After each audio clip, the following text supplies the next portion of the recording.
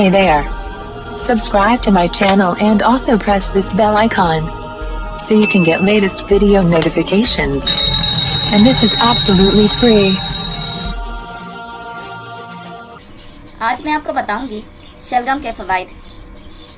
शलगम का ताल्लुक सब्जियों के इस ग्रुप से है जिनकी जड़ें बतौर ग़िज़ा इस्तेमाल की जाती हैं। ये बरसगीर में बकसरत काश्त किया जाता है। कुछ अरसा बेशतर ये जानवरों को बतौर चारा भी खिलाया जाता था।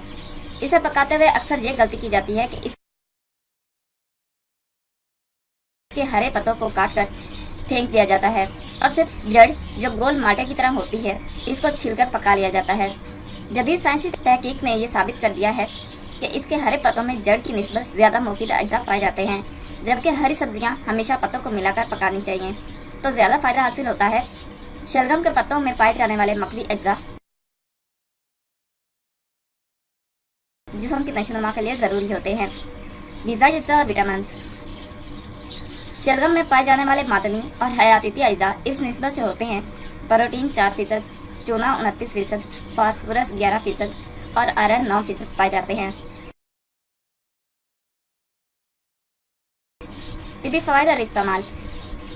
शलगम का मिजाज गर्म तर है। ये बैक वक्त पेशाब आवर और कब्ज़ कुशा है। फासिद मवाद को पेशाब के जरिए खारिज करता है। शलगम गुर्दा मसाना की पथरी, जोड़ों के दर्द और गुर्दे की कमजोरी में मुफीद ग़िज़ा है। यह जिस्मानी कमजोरी को दूर करता है। जो हजरात दिमागी काम करते हैं और आंखों की कमजोरी का शिकार है उन्हें शलगम ज़ौक़ शौक़ से खाना चाहिए। जिन लोगों को कैल्शियम की कमी हो, हड्डियों, दांतों और पट्ठों में इस वजह से नुकसान हो तो इसके लिए शलगम काफ़ी मुफीद साबित होता है। ज़ियाबतीज़ में शलगम का इस्तेमाल बहुत मुफीद है। शलगम पेट को साफ करता और भूख लगाता है।